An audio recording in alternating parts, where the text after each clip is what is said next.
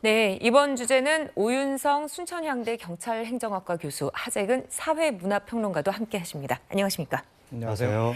자, 먼저 남현희 씨와 결혼을 약속한 것으로 알려졌던 전 씨, 이번 주 내내 톱 이슈였습니다. 앞서 보셨던 자작극을 비롯해서 여러 가지 사기 행각들이 나오고 있는데 하재근 평론가님 어떻습니까? 그러니까 이제 전 씨가 기본적으로 사람들한테 자기 자신을 어느 재벌의 혼외자 3세다 이런 식으로 소개하면서 다양한 또 이제 뭐 사업 투자해라 이런 식으로 권유를 했다는 거예요. 네. 그리고 또 다른 것은 본인이 이 성전환이 이루어져서 주민등록상에 이제는 남자다 그렇게 이제 이야기를 했었다고 하는데 그 두 가지가 다 지금 거짓으로 드러나고 있습니다. 네. 그러니까 재벌 혼외자 3세도 아니라는 거고 예. 남자도 아니라는 거죠. 그러니까 재벌 3세와 남자라는 걸 기반으로 해서 사람들한테 얘기했던 모든 것들이 다 지금 사기 아니냐 그렇게 속속 드러나고 있는 상황이고 네. 그리고 과거 행적도 드러나고 있는데 예를 들어서 2020년에 그때 사기 혐의로 실형을 선고받았었다. 그때 10명의 피해자들한테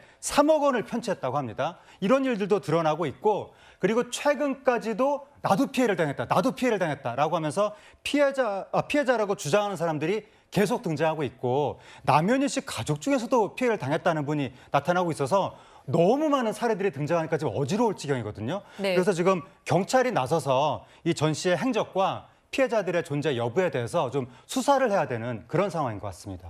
네, 전 국민들에게 충격을 안긴 이번 사태와 관련해서 남현희 씨 입장을 채널A에서 직접 들어봤습니다. 혼란스럽고요. 억울하고요.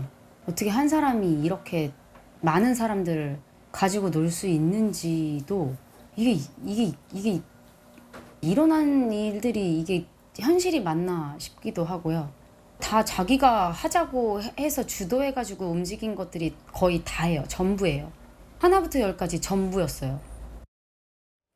네, 오인성 교수님 보면요. 남현희 씨는 모든 것이 전 씨 주도하에 이루어졌다. 이렇게 보고 있는데요.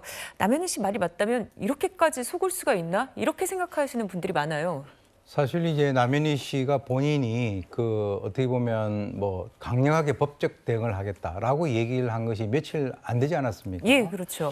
근데 이제 물론 이 전 씨 같은 경우는 언변이 아주 그냥 뛰어나고 그리고 고가 차량, 명품 뭐 선물하는 거 그리고 이제 자기를 연출하는 것이 아주 뛰어난 그런 언변의 소유자라고 하더라도 실제로 이제 얼마 전에 모 여성 일간지에서 결혼 발표를 갖다가 했을 때도 남현희 씨 같은 경우는 네.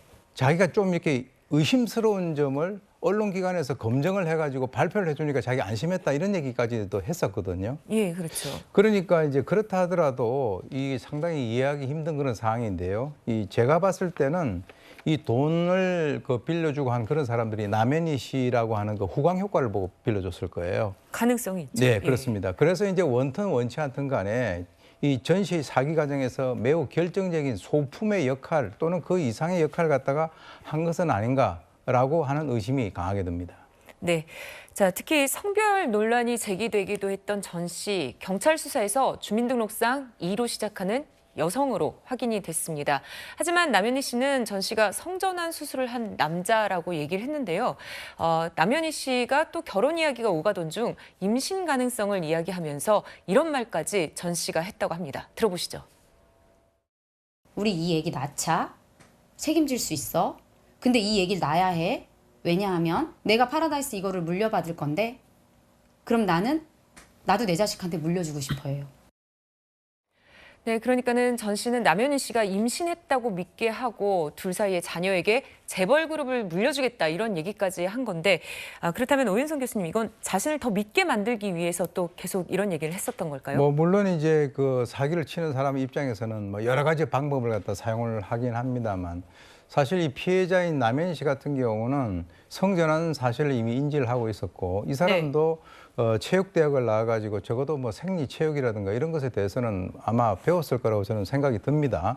초등학생도 아니고 또 아주 교육을 받지 못한 그 미혼 여성도 아닌데 금년 8월까지 자기가 이혼을 하기 전까지 결혼 생활했고 지금 현재 딸도 갖고 있다라고 하는 것으로 알려져 있는데 예. 그 가짜 임신 테스트기 지금 이제 인터넷 같은 데 보면 한 5천 원 주면 살 수 있는 거 있거든요. 그거 이제 2줄 나오면 남자친구 보여줘가지고 깜짝 놀라게 하는 그런 정도의 장난감에 쏘가서 본인이 저렇게 뭐 사업을 갖다 물려주는데 애를 낳자라고 하는 얘기를 진지하게 하는 것을 보는 그 장면을 보는 많은 분들이 이해를 갖다가 못하고 있는 상황이죠. 네, 그렇죠. 자, 그런데 또 자신이 재벌 3세라던 주장 또한 거짓말이라는 사실이 드러났습니다. 정혁진 변호사님, 그럼 파라다이스 그룹 법적 대처를 하겠다고 하는데 앞으로 어떻게 될까요? 일단은 파라다이스 그룹의 회장이 고 전낙원 회장 아니었습니까? 네. 그러니까 이제 성이 같으니까 아마 그 성을 이용해가지고 전 씨가 파라다이스 그룹을 사칭을 했던 것 같은데 이거는 명백한 허위 사실이고 그렇기 때문에 명예훼손이 성립되는 거는 당연한 거고요. 여기에 대해서 파라다이스 그룹이 형사적인 문제도 추궁할 수 있고 민사상 손해배상 책임도 청구할 수 있겠는데 사실은 지금 이런 상황에서 누가 전 씨하고 파라다이스 그룹이 관련이 있다라고 믿겠습니까? 그럼에도 불구하고 파라다이스 그룹은 가만히 있으면 안 되겠다, 가만히 있을 수 없다 이렇게 판단을 한 것이 아닌가 싶습니다. 네.